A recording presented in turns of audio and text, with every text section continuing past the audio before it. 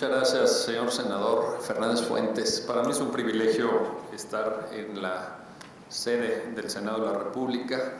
Es un gusto enorme compartir esta mesa con quien encabeza los esfuerzos de la Comisión de la Reforma del Estado. Muchas gracias, señor senador. Con mi amiga Mara, que en efecto desde hace muchos años hemos compartido reflexiones académicas y cuestiones prácticas en defensa de los derechos humanos. Al doctor José Ramón Amieva, que además vino a poner en la mesa con gran inteligencia un tema que siempre debería estar presente, el tema del vínculo entre desarrollo social e incidencia delictiva. Me pareció de lo más atinada su perspectiva y su intervención. Y bueno, pues qué decir de mi amigo Santiago, que con la vehemencia, con la profundidad con la que expuso el tema, con la vehemencia, dije vehemencia. Como ustedes lo escucharon, pues la verdad es que prácticamente me dejó resuelta la mitad de mi ponencia, porque yo tenía preparada también una reflexión sobre el falso dilema entre eficacia en el combate a la delincuencia y respeto a los derechos humanos. Pero Santiago lo hizo tan bien y fue tan brillante que entonces yo lo que digo es que suscribo y punto. Lo que él dijo, absolutamente lo suscribo porque verdaderamente lo comparto. De hecho, les diría todavía más. No hay otra alternativa viable en uso de la razón jurídica para combatir, o mejor dicho, perseguir, porque efectivamente la palabra no es adecuada, sino perseguir y sancionar a quienes violan la ley, más que el respeto a los derechos humanos. Es decir, cualquier persona que piense que hay alguna suerte de atajo, que hay una suerte de camino corto, a lo que nos está invitando es a cambiarnos de bando entonces y a pasar al lado de quienes cometen delitos, porque violar los derechos humanos normalmente implica cometer delitos. Entonces, en ese punto ya quito de mi intervención esto porque suscribo lo que dijo Santiago Corcuera.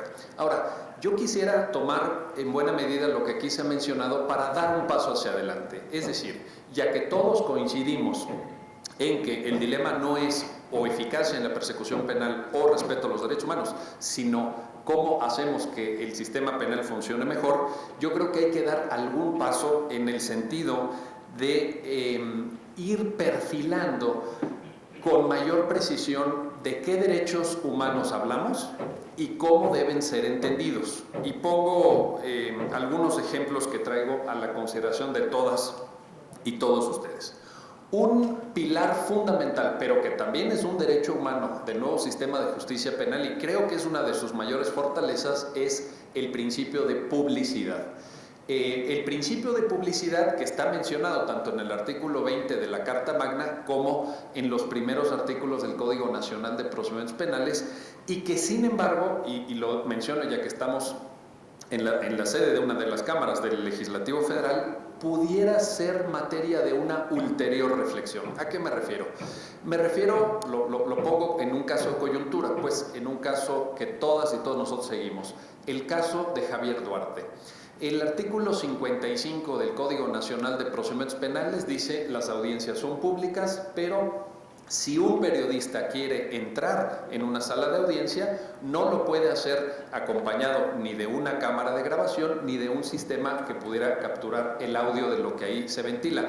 De hecho, a nosotros como abogados nos quitan el teléfono celular al entrar. Es una cosa que nunca he entendido bien cuál es la razón de fondo, porque de todas formas nosotros como abogados de las partes tenemos derecho a pedir las grabaciones de audio y video, con lo cual dice uno, no vayas a estar grabando con el celular. Bueno, pues si yo tengo derecho a pedir la oficial, ¿para qué voy a estar gastando megas de mi celular, verdad? Y quitándole memoria a mi dispositivo móvil si puedo pedirlo. Vaya, no sé, no entiendo eso. Entonces, mi reflexión sería, ¿cómo entender la publicidad?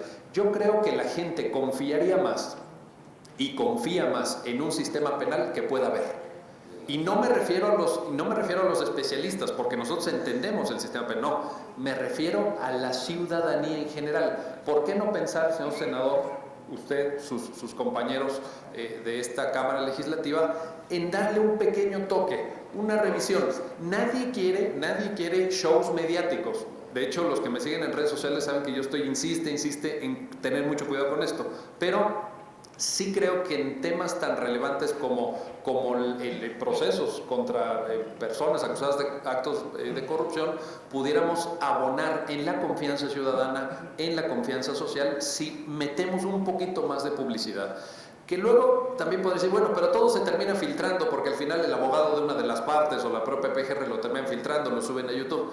Bueno, pero ¿por qué no hacerlo institucional? ¿Por qué no desde la ley también dar este paso? Lo pongo desde luego a consideración de ustedes.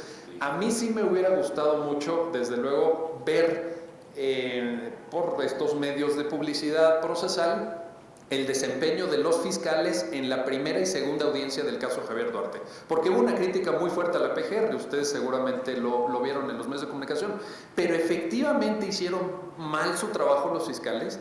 ¿Cómo se está comportando la defensa? ¿Cuáles son las imputaciones concretas que se le están haciendo a este señor Javier Duarte, que no se corresponden, por lo que ha trascendido en los medios, con todo lo que hace unos meses salía? Es decir, yo leí notas que hablan de 60,000 millones de pesos desviados y las imputaciones aparentemente con muy poco rebasan los 200 millones. Y escuché una entrevista del abogado Marco del Toro, que es un excelente penalista, por supuesto, decir que quedó fijada la litis en poco menos de 40 millones de pesos. Claro, si alguien tuvo acceso a 60,000 millones y está siguiendo un proceso en donde le imputan 38, pues es menos que una propina eso, ¿no? Dígame cuál es el monto y los intereses, y ahorita se lo pago en efectivo, si es necesario. Entonces, ahora, ¿qué ganamos si el proceso es más público? Ganamos confianza. Ganamos rendición de cuentas. ¿Quién hizo bien? ¿Quién hizo mal su trabajo? ¿Qué está pasando? ¿Por qué no hay correspondencia entre las denuncias penales presentadas por la Auditoría Superior de la Federación, que suman más de 60 del 2011 al 2016, solo en el caso del Estado de Veracruz, y las imputaciones concretas que la PGR articuló en este primer proceso, que espero que sea el primero de muchos, porque si no, me da la impresión que efectivamente se estaría quedando cortos. 2. También es un derecho humano, así lo menciona la Constitución y por supuesto el Código, el derecho a la defensa adecuada.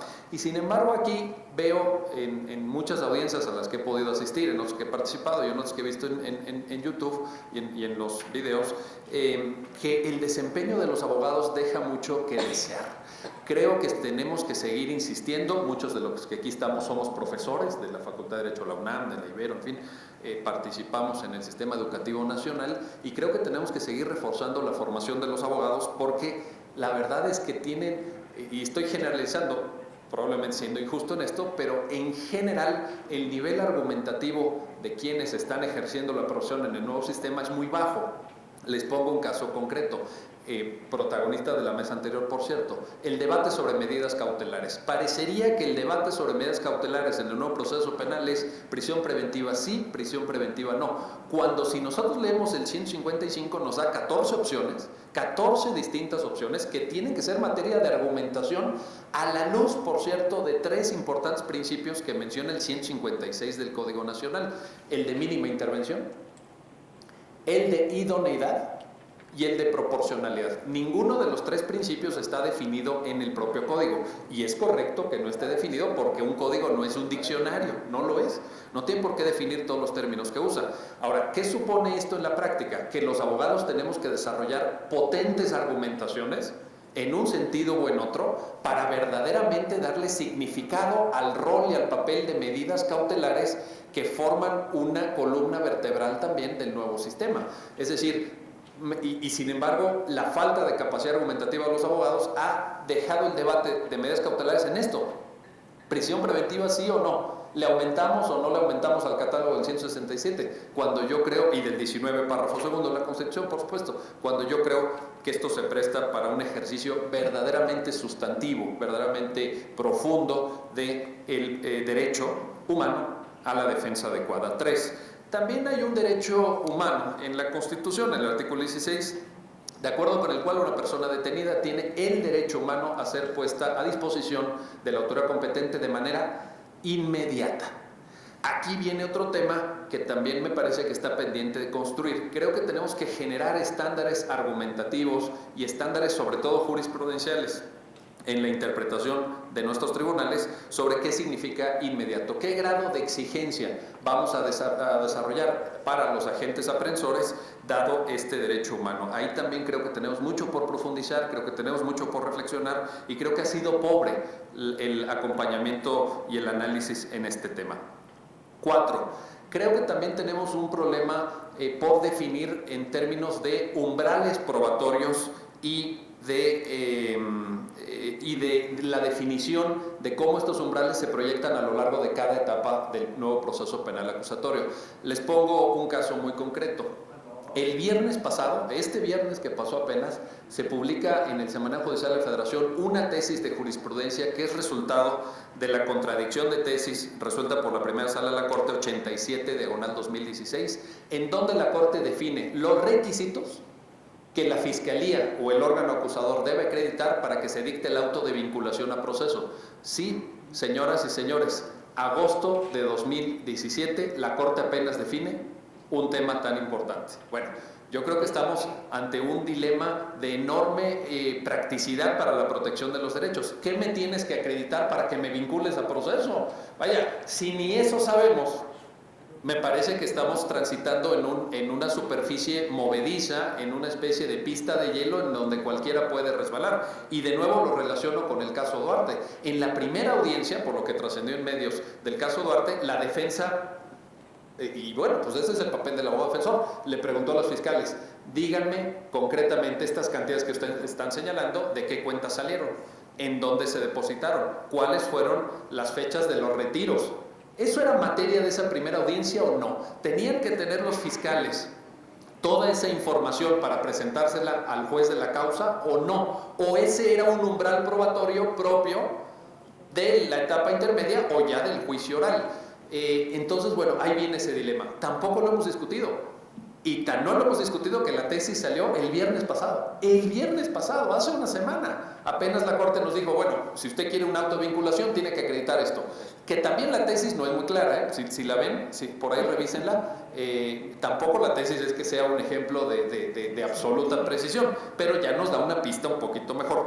Y por último, y es algo que por ahí mencionaba Santiago, también tenemos un derecho humano a ser juzgados con pruebas obtenidas lícitamente. Eso lo dice el artículo 20 y el 97 del Código Nacional. En términos absolutos, y aquí traigo el debate para la consideración de todas y todos ustedes, tanto la Constitución como el Código dicen, si la prueba fue obtenida con violación de derechos, es nula, es decir, no puede tener ningún efecto jurídico. Sin embargo, la Suprema Corte en noviembre del año 2015 dictó una tesis inspirada en la jurisprudencia de la Suprema Corte de Estados Unidos, es la tesis 2010-354, repito, 2010-354, en donde establece límites, ojo, límites a la exclusión de la prueba ilícitamente obtenida. Es decir, el carácter absoluto de la exclusión que está reconocido tanto en la Constitución como en el Código, la Corte dice, no, a ver, sí, o sea, si es así una violación directa, clara, clamorosa, sí. Pero los frutos del árbol envenenado depende. Hay 3 razones que están copiadas de la Corte de Estados Unidos, están literalmente copiadas: el descubrimiento inevitable, la distancia temporal entre uno y otro efecto, etcétera, que permiten limitar esta exclusión. Entonces, yo creo que aquí también tenemos mucho por hacer y mucho por construir. Dos reflexiones finales, y en esto empato con algo que Mara dijo de manera muy rigurosa y muy brillante, como todo lo que ella siempre explica. Pero ¿qué es esto? Hay un vínculo estrecho entre defensa del debido proceso legal y aproximación a la verdad procesal. Y nadie lo ha explicado mejor, que yo sepa, en México, que el ministro Arturo Saldívar en el proyecto de sentencia del caso Florence Cassé, esto es el amparo directo en revisión 517/2011, porque en uno de los párrafos del amparo que finalmente se le otorgó a esta ciudadana francesa, que efectivamente fue descrita en términos peyorativos por este publicista de cuyo nombre Santiago no quiso acordarse, y no lo voy a mencionar tampoco, por supuesto, pero en esa sentencia el ministro Saldívar dice: si nosotros violamos el debido proceso legal, que para algunos son meros formulismos o hasta cuestiones legaloides de nosotros los abogados, no vamos a poder aproximarnos a la verdad de lo ocurrido, de tal suerte que la defensa del debido proceso legal es defensa también de los derechos de las víctimas, al contrario de lo que dicen algunas organizaciones de víctimas que dicen, si nosotros defendemos el debido proceso, estamos afectando los derechos de las víctimas. Este dilema es falso y hay que alertarlo. Lo explicó la Corte en este amparo directo en revisión 567-2011, y yo creo que en un foro como este en el Senado nos tiene, por supuesto, que quedar muy claro, al grado que cuando se van sumando las violaciones al debido proceso, dice la misma sentencia, se puede generar un efecto corruptor. Es un concepto que vale la pena también que por ahí analicemos. Finalmente, y con esto concluyo, y entonces en este marco, ¿qué necesitamos? Yo creo que necesitamos mejorar, desde luego, la calidad de nuestras investigaciones. Ayer, en esta misma mesa, un magistrado que conoce a profundidad el tema penal, el magistrado Olvera, Juan José Olvera, vino y dio el dato del enorme porcentaje de personas detenidas en flagrancia, en donde no hay investigación. Por ahí tenemos otros datos del uso todavía exacerbado de la prueba confesional, de la prueba testimonial. La prueba testimonial, en Estados Unidos hay cantidad de evidencia científica que demuestra que la credibilidad de quien dijo haber sido testigo de la comisión de un hecho ilícito es cercana a cero. Cercana a cero. Porque las personas no, y se han hecho experimentos psicológicos, ha habido la del elefante, la de la carrera, en fin, les puedo contar cantidad de elementos de experimentos que se han hecho en ese sentido. Sin embargo, en México no tenemos evidencia científica, que nos permita dar bases sólidas al razonamiento jurídico. Yo creo que ahí tenemos un punto sobre el que podemos desde luego mejorar, hay un área de oportunidad. 2, acelerar, meterle, ahora sí, velocidad a la definición de criterios jurisprudenciales. Yo creo que también hay una corresponsabilidad del Poder Judicial Federal. Yo creo que la Suprema Corte tiene que sentirse corresponsable de lo que está sucediendo y no haberse tardado desde 2014, que es cuando se expide el Código Nacional, hasta 2017, 3 años, en definir los requisitos para un auto de vinculación. Háganme ustedes favor. Y como ese ejemplo les podría poner varios donde todavía no contamos con una definición jurisprudencial. Si ustedes se meten a la página web del sistema JUS, van a ver que hay un apartado específico que dice criterios del nuevo sistema de justicia penal. Métanse a ver cuántos son. El 90% son tesis aisladas y no superan las 300 jurisprudencias, con una base de datos del sistema JUS que ya hoy suma 254,000 criterios. Entonces, caray, tenemos 254,000 criterios y no podemos llegar a 300 del nuevo sistema de justicia penal que arrancó en 2008, pues háganme ustedes favor. Necesitamos esta corresponsabilidad. Y 3, y esto es algo que me ha preocupado desde hace décadas, sin exagerar, mejorar la formación de los abogados. La analogía tan brillante de Santiago del avión me parece perfecta.